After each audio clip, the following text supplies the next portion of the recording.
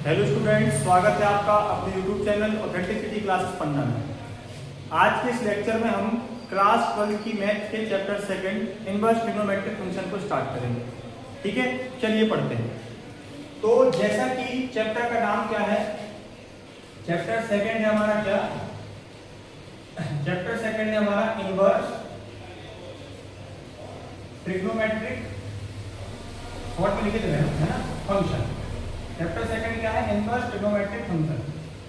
ठीक है, शॉर्टकट में इसको मान लीजिए हम इनवर्स ट्रिग्नो भी बोल सकते हैं। ठीक है, तो इसमें इनवर्स ट्रिग्नोमेट्रिक फंक्शन का पहले चैप्टर का सेंस समझते हैं। चैप्टर में है क्या क्या क्या पढ़ेंगे इस चैप्टर में, इस चैप्टर का क्या पर्पस है, आपको क्या सिखाने वाला है इस चैप्टर। ठीक है, तो देखिए सबसे पहले इनवर्स, सबसे पहले टॉपिक पढ़ेंगे हम क्या, इनवर्स ऑफ फंक्शन। मतलब ये फर्स्ट चैप्टर में है ऑलरेडी, थोड़ा सा आपको इसका डिटेल बता दिया जाएगा कि इनवर्स का मतलब क्या है। इसके बाद पढ़ेंगे हम ट्रिग्नोमेट्रिक फंक्शन। ट्रिग्नोमेट्रिक फंक्शन क्या है, क्या पढ़ेंगे, ट्रिग्नोमेट्रिक फंक्शन, और फिर दोनों को कर देंगे हम ऐड, क्या बन जाएगा चैप्टर सेकंड, क्या, इनवर्स ट्रिग्नोमेट्रिक। ठीक है, फिर इसके बाद क्या पढ़ने वाले हैं, पहले हम इसको बताते हैं ना। ये दो टॉपिक में आपका लगभग 30 मिनट निकल जाएगा। क्या, इनवर्स ट्रिग्नोमेट्रिक फंक्शन चैप्टर का नाम है। सबसे पहले हम पढ़ते हैं इनवर्स ऑफ फंक्शन। तो देखिए ध्यान से, हमने फंक्शन में ये पढ़ा था कि कोई भी फंक्शन जो होता है, मान लीजिए एक फंक्शन है, ये फंक्शन की फॉर्म मान लो आपको मैपिंग दी गई है f(x = x+2). ठीक है, और ये फंक्शन कहां से कहां डिफाइंड है, मान लीजिए सेट ए से सेट बी में। फंक्शन का बेसिक क्या होता है, फंक्शन का बेसिक ये होता है कि सेट ए का हर एक एलिमेंट सेट बी में रिलेटेड होना चाहिए। जैसे 1 2 3 4 5 6 7, इन 7 एलिमेंट का रिलेशन सेट बी में होना चाहिए। इन 7 एलिमेंट का रिलेशन सेट बी में होना चाहिए, ये कहलाएगा फंक्शन। अब हमें क्या करना है, इस फंक्शन का इनवर्स निकालना है। इनवर्स निकालने से पहले ये तो पता कर लें कि इनवर्स एग्जिस्ट करता भी है कि नहीं। कोई बात मान लो, कोई कॉन्सेप्ट या कोई भी कुछ एग्जिस्ट ही नहीं करता और आप उसको फाइंड करने लगे हो, निकाल कर भी लाया हो तो भी मैथमेटिकली गलत। तो इनवर्स का मतलब क्या है भैया, अभी मैपिंग थी हमारी ए से बी, अब इनवर्स क्या कहलाएगा, एफ इनवर्स हमारा क्या कहलाएगा, अब इनवर्स। अब मैपिंग करते हैं हम बी टू ए, मतलब ऐसे चलेगी मशीन हमारी। ये जो आउटपुट था वो इनपुट बन जाएगा और इनपुट क्या बन जाएगा, आउटपुट बन जाएगा। तो अब कहानी क्या है, अब कहानी इस बात पर फंस गई हमारी कि भैया अब बी से ए की तरफ क्या है, वो इनवर्स है। भैया भले भी इनवर्स है लेकिन है तो वो फंक्शन ना, इनवर्स ऑफ फंक्शन भी एक फंक्शन होगा। ये थोड़ी कि इनवर्स ऑफ फंक्शन कुछ और निकल के जाएगा। तो अब वो फंक्शन इस तरफ से भी फंक्शन होना चाहिए, बी से ए की तरफ। तो कंडीशन क्या कि अब बी का हर एक एलिमेंट ए के हर एक एलिमेंट से रिलेटेड होना चाहिए।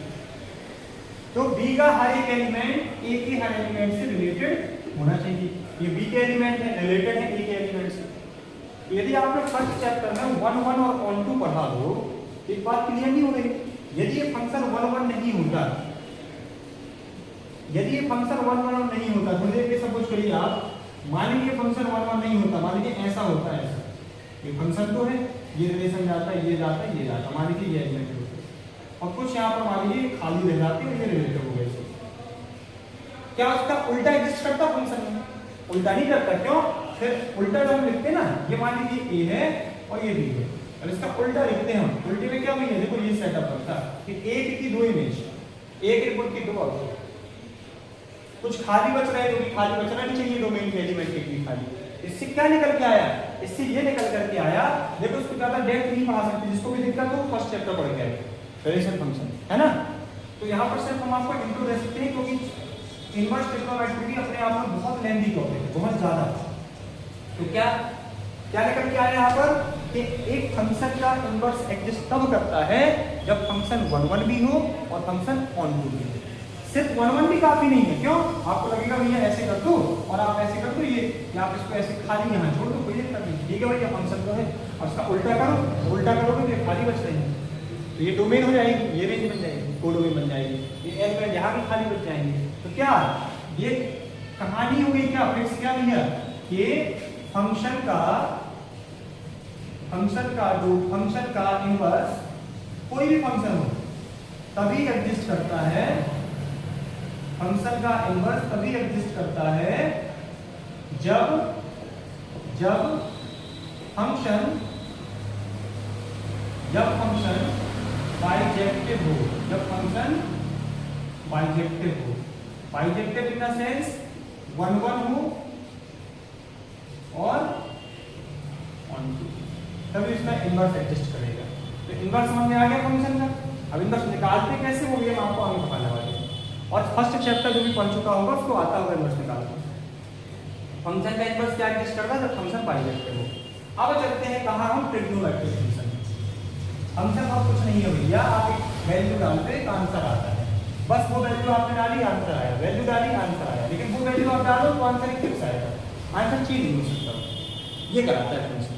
जैसे आपने यहाँ 6 डाला तो 6 to 8, अब आप हजारों बार यहाँ 6 डाल दो, 6 फिर 6 फिर 6 फिर 6, 8 8 8 8, हर बार एक आंसर से 8 डालने में 10, 8 डालने में 10, 8 डालने में 10, एक यूनिक आंसर आएगा ना।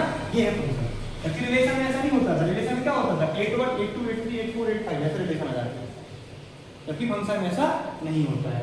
तो भैया ट्रिग्नोमेट्रिक को, जैसे ट्रिग्नोमेट्रिक फंक्शन का क्या सेंस है, तो हमने 10th क्लास में पढ़ा था ट्रिग्नोमेट्रिक रेशियो, पढ़ा था ट्रिग्नोमेट्रिक रेशियो,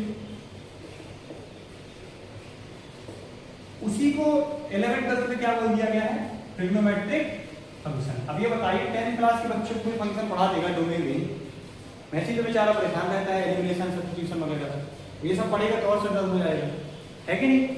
तो ट्रिग्नोमेट्रिक जो वो रेशियो, उन्हीं को क्या कहा जाता है, आगे चल करके 11th क्लास में ट्रिग्नोमेट्रिक फंक्शन। इनको क्यों फंक्शन बोला, तो भैया ये भी अपने आप में फंक्शन है।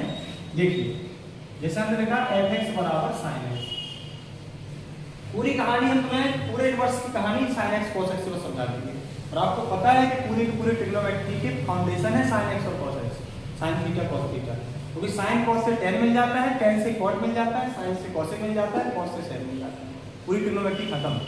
ठीक है, तो f(x) = sin x, समझिए भैया ध्यान से। आपने क्या करते हैं, आप यहाँ पर ये जो वैल्यू डालते हैं, ये वैल्यू क्या होती है, एंगल होते कि नहीं, आपने पढ़ा है ना। जैसे आपने लिख दिया sin 30, आपने इसमें 30 डिग्री डाला हुई है, आपको आंसर मिल गया 1/2। आपने डाला sin 60, आपको आंसर मिल गया √3/2। आपने डाला sin 90, आपको आंसर मिल गया 1। आपने डाल दिया sin 180, तो आंसर आ गया 0। मतलब क्या, आप एक इनपुट दे रहे हैं और एक आउटपुट आ रहा है, एक प्रकार से फंक्शन नहीं हो गया, फंक्शन की बेसिक डेफिनेशन को फॉलो नहीं कर रहा, इनपुट दो आउटपुट दो, इनपुट दो आउटपुट दो, इनपुट दो आउटपुट दो, इनपुट दो आउटपुट दो। और एक और बात, 90 दो के आंसर बनाएगा, हजारों बार 90 दो, हजारों बार आंसर बनाएगा, तो इस प्रकार से फंक्शन को सेटिस्फाई कर रहे हैं कि नहीं। ठीक है, अब फंक्शन की आपको डोमेन पता होगी, आपको लगेगा मुझे इनवर्स में ये सब क्यों पढ़ा रहे हैं भैया, इनवर्स फंक्शन फ्रेम ही यही से हुआ है, डोमेन और रेंज। तो देखिए ध्यान से, आपने पढ़ा हुआ है 11th क्लास में कि जो f(x) = sin x होता है, इसमें आप x की कोई भी वैल्यू डाल दो, सबके लिए इसका कुछ ना कुछ आंसर आएगा।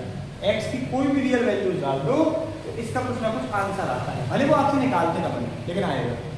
तो इसकी जो डोमेन होती है वो क्या होती है, x कहां से बिलोंग करता है, रियल नंबर से, डोमेन क्या हो जाती है, sin x की रियल नंबर। ठीक है, रेंज क्या होती है, आपको पता होगा कि साइन का आंसर -1 से 1 के बीच में ही हमेशा होता है, sin x का फंक्शन हमेशा -1 से 1 के बीच में ही होता है। इसकी जो रेंज होती है -1 से 1 होती है, और इंक्लूडेड -1 और 1, ये वाला ब्रैकेट है। ये हम मान के चल रहे हैं कि आपने बेसिक्स आता होगा, ठीक है। -1 से 1 इसकी रेंज होती है, मतलब आप कुछ भी इनपुट डालो, आंसर इसके बीच में से बाहर नहीं जाएगा। कितना ही बड़े आप इनपुट दे दो एंगल में, आप दे दो 4060 डिग्री, कुछ भी दे दो आप, आंसर क्या आएगा, -1 से 1 के बीच में ही आएगा, भले वो पॉइंट में आए, कैसे भी आए।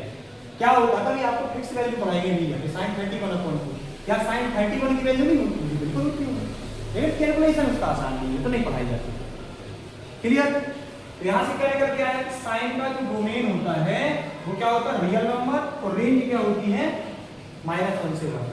अब एक प्रकार से आपको ये पता चला कि ट्रिग्नोमेट्रिक फंक्शन का मतलब क्या है, कि ट्रिग्नोमेट्री की जितने भी रेशियो हैं वो एक प्रकार से फंक्शन का काम कर रहे हैं। आप उनको एक इनपुट दे दो कि एक आउटपुट ले लो, एक इनपुट दे दो, एक आउटपुट ले लो। अब हमें ये इसका क्या निकालना, हमारे चैप्टर का नाम क्या है, देखिए धीरे धीरे पहुंच रहे हैं। हमने फंक्शन पढ़ा, इनवर्स पढ़ा, ट्रिग्नोमेट्रिक पढ़ा, अब इनवर्स में लगा दो। तो नेक्स्ट क्या पढ़ना हमको, इनवर्स ट्रिग्नोमेट्रिक फंक्शन। तो आपको क्या करना है, पहला काम, आज जैसे आप लेक्चर लेंगे तो पहला काम ये कि आपको sin cos tan cosec sec cot इन सब की डोमेन और रेंज डायरेक्ट याद होनी चाहिए। इनकी डोमेन और रेंज साइन पूरे 6 ट्रिग्नोमेट्रिक फंक्शन की डायरेक्ट याद होनी चाहिए। तो इसकी डोमेन होती है रियल नंबर, ये रेंज होती है -1 से 1, ऐसी cos की, ऐसी tan की, है ना, सबकी पता होना चाहिए। अब पढ़ते हैं क्या भैया, हम इनवर्स ट्रिग्नोमेट्रिक फंक्शन। क्या पढ़ते हैं हम लोग, इनवर्स ट्रिग्नोमेट्रिक। अब क्या हो जाएगा, हमें sin x का उल्टा निकालना है, मतलब sin x का इनवर्स निकालना है। अब देखिए हम अभी sin x को लेकर के आपको समझा देंगे, ज्यादा होगा तो cos को लेकर भी समझा देंगे। यदि हम 6 के 6 फंक्शन को इतना ज्यादा एक्सप्लेन करेंगे, फिर उसका ग्राफ बनाएंगे तो लेक्चर जाएगा 2-2.5 घंटे सिर्फ इसका कि ग्राफ कैसे बन रहे हैं, पैटर्न क्या है। तो हम क्या करेंगे, आपको एक दो यहाँ पर समझा दे रहे हैं, बाकी का जो ग्राफ होगा, पैटर्न होगा, कैसे इनवर्स एग्जिस्ट करता है, उसको डिस्क्रिप्शन में आपको नोट्स मिल जाएंगे, उससे आप नोट कर लीजिए, ठीक है। तो इनवर्स ट्रिग्नोमेट्रिक फंक्शन होना चाहिए। तो हमने अभी एक फंक्शन पढ़ा f(x) = sin inverse x, sorry sin inverse नहीं, sin x पढ़ा। इसमें से x कहां से बिलोंग करता था, रियल नंबर। तो ये क्या है, एक फंक्शन है। ये क्या है भैया, एक फंक्शन है, ठीक है। तो हम क्या लिखेंगे, sin inverse x is said to be inverse function of sin x। sin inverse x क्या है, sin x का इनवर्स फंक्शन sin इनवर्स है। लेकिन भैया ये वो वाला इनवर्स नहीं है कि तुम ये सोच लो, वो रेसिप्रोकल नहीं पढ़ते थे हम लोग, जैसे आपको लगे 1/x को लिखते थे हम लोग x इनवर्स, तो लगा होगा जैसे हमने बोल दिया आपको sin इनवर्स है, इसकी वैल्यू पक्का ऐसे होगी। ये अलग दुनिया है भैया, sin इनवर्स x एक अलग ही चैप्टर है, अलग ही टॉपिक है। sin x अलग है, तो ये वाला नहीं है कि तुम सोचो नीचे जाके पॉजिटिव कर देंगे, कि sin इनवर्स x कुछ नहीं है, उसको ऊपर का नीचे कर दिया। ऐसा होता था, मैं ना करते थे आपको, पहले इसका उल्टा कर लो, चैप्टर खत्म हो गया, है कि नहीं। ये अलग है अपने आप में sin इनवर्स x। अब भैया हमको निकालना है, भैया हमने क्या बताया, sin x का इनवर्स निकालना है। तो sin x का जो इनवर्स होगा, sin x का इनवर्स एग्जिस्ट करेगा कब करेगा भैया, जब फंक्शन क्या हो जाए, बाइजेक्टिव हो जाए। जब फंक्शन बाइजेक्टिव हो जाए, फंक्शन का मतलब भैया sin फंक्शन क्या हो जाए, बाइजेक्टिव हो जाए, तब एग्जिस्ट करेगा। तो चेक करते हैं भैया, बाइजेक्टिव मतलब 1 और 1 क्या sin x 1 और 1 होता है, तो उसका इनवर्स एग्जिस्ट कर जाएगा। नहीं होगा तो उसका 1 और 1 को बनाना होगा, ठीक है। तो देखते हैं भैया, चलिए हम बनाते हैं ग्राफ से पता चलेगा बहुत अच्छे से। इसका ग्राफ बना रहे हैं लोग sin x का, x = sin x का हम ग्राफ बना रहे हैं, उसी को y मान लेंगे लिखने के लिए। मतलब देखिए ये रहा आपका x एक्सिस और ये रहा आपका y एक्सिस, ठीक है। हमने यहाँ पर x एक्सिस को कह दिया इनपुट में क्या होता है, एंगल। y एक्सिस को कह दिया आउटपुट, y एक्सिस में क्या होती है, वैल्यू -1 से 1 के बीच में होती है। देखिए हमने पहले कर दिया यहाँ 0 डिग्री, फिर यहाँ कर दिया π/2 यानी कि 90, फिर कर दिया पाई, फिर कर दिया 3π/2, फिर कर दिया 2π। ऐसी माइनस के लिए क्या हमने लिया -π/2, फिर ले लिया माइनस का पाई, फिर ले लिया माइनस का 3π/2 और फिर ले लिया माइनस का 2π। ऐसे एंगल ले लिए। अब इनकी वैल्यू प्लॉट करते हैं, ये हमसे आना चाहिए वैल्यू प्लॉट करते हुए। sin 0 0, sin 90 1, ये ऊपर 1 कर दिया और नीचे -1 कर दिया। sin 0 0, sin 90 1, sin 180 0, sin 3π/2 मतलब कि sin 270 होता है -1। हम बता रहे हैं ना आपको, हम ये मान के चल रहे हैं कि आप लोग से वैल्यू आती होंगी सब। sin 2π होता है 0, फिर sin -π/2, ये sin π/2 यानी कि 90 वो होता है कि sin -π/2 में क्या होता है, ये माइनस आ जाता है बाहर, ये बाहर आने के कारण क्या हो जाता है, स्क्वायर -1। इसकी वैल्यू भैया क्या होगी, साइन माइनस 90 की माइनस साइन पाई की 0, साइन 3π/2 की पॉजिटिव, देखो होती नेगेटिव थी तो नेगेटिव नेगेटिव क्या होगी पॉजिटिव, और साइन माइनस 2π की 0। अब इसको ग्राफ को क्या करें, पूरा फ्रेम कर दें, वो उसको मिला दे पूरे मैचिंग कर देते तो कैसा दिखेगा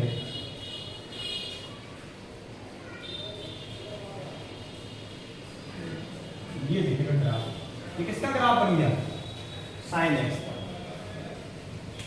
साइन एक्स का ग्राफ बन गया। अब हमें ये चेक करना है क्या ये 1 1 और ऑन 2 को सेटिस्फाई कर रहा है। तो देखो 1 1 क्या है, एक इनपुट एक ही आउटपुट, और ऑन 2 क्या है, ऑन 2 का मतलब ये भैया कि सामने वाले पूरे एलिमेंट भी इसमें आ जाएं, तो जब उसका इनवर्स एडजस्ट कराएंगे तो उल्टे साइड से भी सेट हो जाए। मतलब सीधा सीधा आपको ऑन 2 में ये याद करना है, ऑन 2 में आप ये चेक कर लीजिए कि जो कभी देखो साइन एक्स कहां से कहां डिफाइन होता है, ये साइन एक्स का डिफाइन कहां से कहां होता है, माइनस वो सॉरी r से -1 to 1, ये साइन एक्स होता है, ये देखा होगा 11th क्लास में। रियल नंबर पूरे इसको रखे जा सकते हैं, आंसर सिर्फ आता -1 से 1, ये आपको दिख रहा होगा। ये x किसको दिखा रहा है, डोमेन को, y किसको दिखा रहा है, रेंज को, -1 से 1। ये है डोमेन, ये है कोडोमेन, कोडोमेन ही क्या बन जाती है, रेंज। और फिलहाल फंक्शन देखते हैं 1 1 पूरे के नहीं, इसका उल्टा एडजस्ट कराना है, इसका रिवर्स, इसका रिवर्स हमने लिखा, मान लीजिए आपके दिमाग में आया, इसका उल्टा लिखिए आप, हमने बना दिया f इनवर्स बराबर, f इनवर्स कहां से एडजस्ट करेगा, -1 से 1 to r रियल नंबर। अब ये चेक करना क्या ये इनवर्स सही है, तो देखिए आप नोटिस करिए भैया, आपने 0 डाला आंसर 0 आया, π/2 डाला आंसर 1 आया, फिर पाई डाला फिर 0 आया। 1 1 क्या कहता है, एक इनपुट का एक आउटपुट, ठीक है। अब देखिए इस तरफ पाई, -π/2 डाला -1 आया, पाई डाला क्या आया 1 आया। देखिए पूरा का पूरा आंसर, देखो इसमें कोई दिक्कत नहीं है, हर एक वैल्यू का अपना एक यूनिक आंसर। 1 1 से समस्या जा रही कुछ, देखो 0 डाला 0 आया, π/2 डाला 1 आया, पाई डाला 0 आया, 3π/2 डाला -1 आया, -π/2 डाला -1 आया, -π डाला 0 आया। मतलब सबका अपना अपना एक आंसर है। अब तुम्हें लगेगा कि पाई का आंसर भी 0 है, 0 का 0 भी है ना, -π का भी 0 है। मैंने ये बताया है पहले भी आपको, 11th क्लास में आप पढ़ के भी आए होंगे, ठीक है। जिसको डाउट हो तो चैनल में आपके 11th के रिलेशन फंक्शन के लेक्चर अवेलेबल है, उसको देख लीजिएगा कि एक इनपुट का एक आउटपुट फिक्स होना चाहिए। अब ये जैसे ये 0 है, इसका भी 0, इसका भी 0, इसका भी 0, भैया अपने आप में जो उसकी वैल्यू यूनिक है, दूसरे से मैच करके क्या करना, 1 1 तो है। दिक्कत क्या हो रही है, ऑन 2 नहीं, क्यों, फंक्शन का जो आंसर है वो आप देखिए रियल नंबर आना चाहिए, फंक्शन का जो आंसर है वो क्या आना चाहिए, रियल नंबर। उल्टा नियम लगाएं तो देखिए उसको उल्टा पढ़िए, आप उल्टा पढ़िए फंक्शन को इनवर्स की तरह। 1 इनपुट कराया, आंसर क्या आया π/2 जी। और कुछ भी आपने, आप देखिए आप यहां से लेकर के 1 से लेकर के -1 तक आप कुछ भी इनपुट करा दीजिए, कुछ भी इनपुट करा दीजिए, यहां कर रहे हैं कि नहीं हम। तो देखिए हमने -1 से 1 के बीच में कोई भी वैल्यू रखी, तो क्या हो रहा है यहाँ पर, देखिए रिपीटेशन हो रहा है। कैसे, जैसे आपने 1 रखा, क्या है 1 के सामने क्या है π/2, 0 रखा, 0 के सामने 0 है, -1 के सामने क्या है माइनस का π/2, ये हो गया। अब देखिए अब आपने फिर 1 रखा, उल्टा सोचना है, उल्टा मतलब अभी हम क्या करते थे, एंगल रखते थे, वैल्यू लिखते थे। अब इनवर्स करना, इनवर्स में क्या करेंगे, वैल्यू रखेंगे और एंगल चेक करेंगे। तो अब हम चेक कर रहे हैं 1 1 और 1 2, अब चेक कर रहे हैं, आपने 1 रखा, आंसर π/2 आया, -1 रखा, आंसर π/2 आया। अब 1 2 की कंडीशन क्या है, 1 1 की क्या, अब हम 1 हजारों बार रखे हैं, आंसर π/2 ही आना चाहिए। अब देखना, देखिए 1 रखा, ये आ गया आंसर -3π/2। आपने 1 रखा, आंसर और आगे चला जाएगा। आपने -1 रखा, -1 में आंसर -π/2, तो अब और कहीं नहीं आना चाहिए -1 में कोई। अब -1 हजारों बार डालो आप आंसर, इनपुट -1, आउटपुट क्या आना चाहिए, -π/2 आना चाहिए। लेकिन देखो -1 के सामने ये भी 3π/2, क्या हो रहा भैया। अब उल्टा सोचो ना, आप हम इनवर्स पढ़ रहे हैं, इनवर्स आप वैल्यू दे रहे हैं, एंगल आंसर में आनी चाहिए। तो आप ये देख रहे हैं इनवर्स के केस में कि आप इस इनवर्स के फंक्शन में 1 डाल रहे हैं तो आंसर π/2 भी आ रहा है, ये देख लीजिए। 1 डाल रहे हैं आंसर तो आंसर -3π/2 भी आ रहा है, तो और डालेंगे तो और आगे आ रहा। तो ये एक ही इनपुट के कई सारे आउटपुट आ रहे हैं, कैसे पॉसिबल है? मतलब क्या हो गया, अभी ये हो गया इनवर्स एग्जिस्ट नहीं कर सकता। क्यों? अभी ये उल्टी साइड से सोचा जाए, कैसा? ऐसे नहीं सोचना डायरेक्टली, ऐसे मत सोचिए।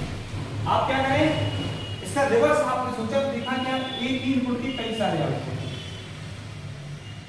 एक ही इनपुट के कई सारे आउटपुट। तो पहले फंक्शन को हम बना तो लें क्या, 1 1 और ऑन 2। तो फिर क्या किया गया, इस sin x को भैया क्या किया गया, sin x को कंसाइज वे में लिखा गया था, ये आप लिख लीजिएगा है ना। अब sin x को क्या किया गया, भाई कंसाइज कर दिया गया, मतलब छोटा कर दिया गया, मिनिमाइज कर दिया गया। कैसे, देखना ध्यान से।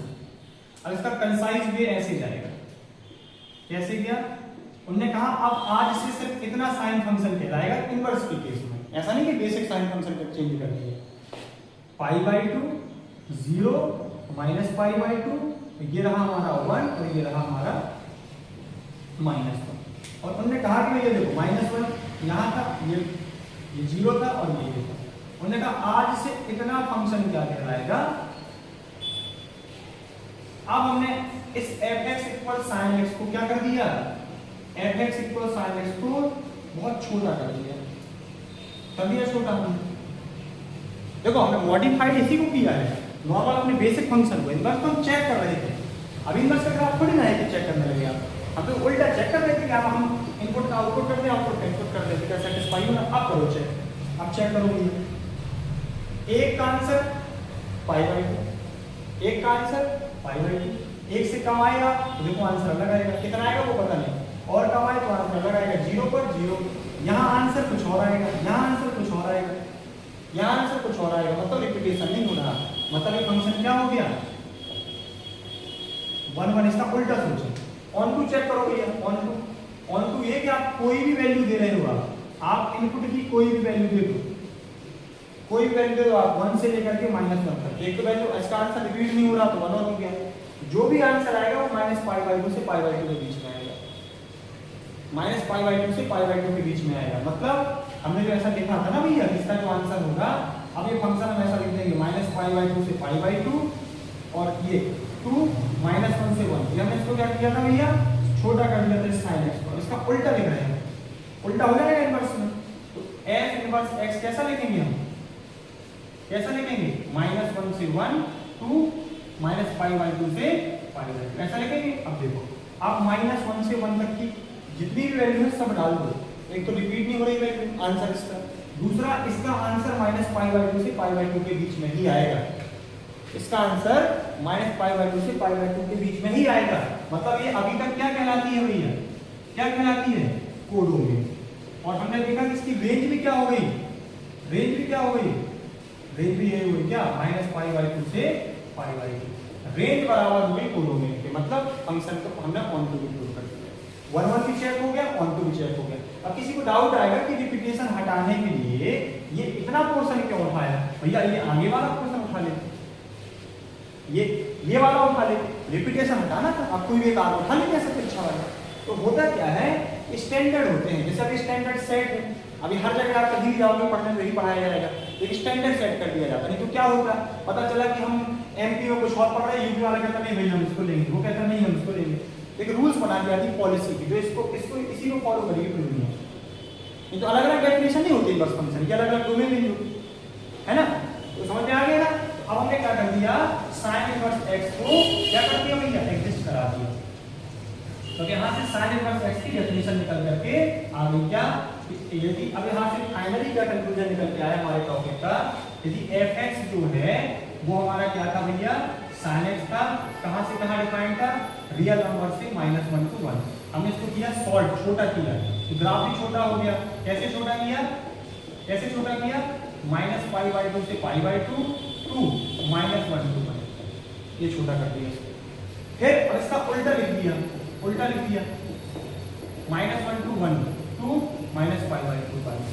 ये इसकी डेफिनेशन है, कहाँ से कहाँ ये जा रहा है, कौन जा रहा है यहाँ से, sin इनवर्स x। ये डेफिनेशन होगी sin inverse x। sin inverse x क्या होगा, एक ऐसा फंक्शन है जिसकी डोमेन -1 से 1 होती है और रेंज -π/2 से π/2। यहाँ से एक बात और आपको क्लियर हो गई होगी कि इनवर्स फंक्शन में इनपुट वैल्यूज होती हैं, आउटपुट एंगल होते हैं, तभी तो उल्टा कहलाएगा ना इनवर्स। तो आपको एक सेटअप समझ आ गया होगा कि इनवर्स हमने कैसे एडजस्ट कराया, sin x की ग्राफ को छोटा मिनिमाइज क्यों किया, जिससे इसका 1 और 1/2 पॉसिबल हो जाए, क्योंकि कोई भी बाइजेक्टिव फंक्शन जब तक नहीं होगा तब तक उसका इनवर्स एडजस्ट नहीं कर सकता है। तो ऐसे देखिए, अभी हमने sin x की कहानी बताई, आई थिंक लेक्चर 20-30 में पहुंच गया होगा। अब ऐसी cos x की बताएंगे, ऐसी tan x की बताएंगे, 4 घंटे में ऐसी चीजें पढ़ेंगे। देखिए ग्राफ इंपॉर्टेंट है, ग्राफ आप रट के नहीं जा सकते। क्या आप देखो, सोचिए आप आपसे कोई पहले बनाओगे ये थोड़ी है इनवर्स आएगा, तो आप पहले बनाओ sin इनवर्स x, अगर आप कोई नहीं, आप इसको ऐसे रोटेट कर देना कॉपी को, बस आप रोटेट कर देना, x को y, y को x बना देना, ग्राफ बन गया। मतलब ये ऐसा कुछ दिख जाएगा, ये यहाँ वैल्यू समझ जाएंगी और ये यहाँ जाएगा, इनपुट आउटपुट हो जाएगा, आउटपुट इनपुट हो जाएगा, या कॉपी को रोटेट कर दोगे, बन गया ग्राफ। कौन सा नया कुछ सीखना, लेकिन सबका ग्राफ रट के खुल जा सकती है। आपके लिए ये याद है कि क्या इनपुट रखने से क्या क्या आउटपुट हो सकते हैं, तो आप प्लॉट कर करके कोऑर्डिनेट ज्योमेट्री लगा करके ग्राफ ड्रॉ कर सकते हैं। इससे एक एमसीक्यू हर साल पेपर में लगभग आ रहा है, एक एमसीक्यू आता है, ग्राफ पूछा जाता है, 4 क्वेश्चन नहीं, 4 ऑप्शन देगा, बताइएगा बताओ इनमें से कौन सा ग्राफ cos इनवर्स x का है ना। तो इनको पढ़ के आइएगा। और इसमें हम आपको एक और तो यहाँ से बता दें थोड़ा सा क्या क्या क्या पढ़ना है इसमें। हमें sin इनवर्स x से लेकर के sin inverse, cos inverse, tan inverse, sec, cot और tan, cos, इन सब के क्या करना है, डोमेन और रेंज। आपको पीडीएफ भी मिल जाएगा, डोमेन और रेंज याद कर लेना है। डोमेन और रेंज याद हो गई और उसका आप फंक्शन का सेटअप समझ गए, ठीक है, याद कर लेंगे अभी हम सॉल्व करने के हिसाब से, क्योंकि कोई क्वेश्चन आएगा तो वहाँ पर आप ग्राफ नहीं एक्सप्लेन करेंगे उसको 2 मिनट में पूरा। ये तो आपका ये है कि भाई पता चलना चाहिए कैसे इनवर्स फंक्शन एग्जिस्ट करते हैं, उसकी कहानी है ये पीछे। बाकी फाइनली कंक्लूजन आज के चैप्टर का ये है, जो आज के लेक्चर है, जो मैंने आपको ये बताया कि f इनवर्स x एक sin इनवर्स x फंक्शन है, जिसकी डोमेन ये है, जिसकी रेंज ये है। अब इसमें क्या होता है, इनपुट में वैल्यूज होती हैं और आउटपुट में एंगल्स होते हैं। जैसे मान लीजिए आपसे कोई बोलता था अभी तक क्या, sin π/6 बराबर 1/2, sin 30 की वैल्यू 1/2, इसका उल्टा बोलेंगे हम क्या, sin इनवर्स 1/2 की वैल्यू π/6, ये चेक करेंगे बस। तो अब कल का जो अपना लेक्चर रहेगा, अब हम आपको cos, tan, cos x, sec, cot के नहीं पढ़ाएंगे ग्राफ, है ना। यदि आपको लगेगा तो फिर पढ़ा भी दिया जाएगा, लेकिन कल अपना ये रहेगा, कल सिर्फ हम ये पढ़ेंगे कि प्रिंसिपल वैल्यूज क्या होती हैं, इनकी डोमेन रेंज याद करके आनी पड़ेगी आपको। डोमेन रेंज आपको 6 के 6 फंक्शंस की याद होनी चाहिए, तब आप इस क्वेश्चन मतलब इस चैप्टर के क्वेश्चन को टैकल कर पाएंगे, ठीक है। तो आपका कल का वर्क क्या है, 6 के 6 फंक्शन की, sin, cos, tan, cos x, sec, cot की डोमेन रेंज और उसके इनवर्स की डोमेन रेंज। यदि ये बन गए तो आप ग्राफ बनाना सीख जाएंगे। कल हम आपको प्रिंसिपल वैल्यूज और इसके बहुत सारे कॉन्सेप्ट नए नए जितने भी पॉसिबल हो सकेंगे तो बताएंगे। तो आई थिंक आपको आज का लेक्चर अच्छा लगा होगा। यदि आपको आज का लेक्चर अच्छा लगा हो तो लेक्चर को लाइक और शेयर जरूर करें और चैनल को सब्सक्राइब करें। धन्यवाद।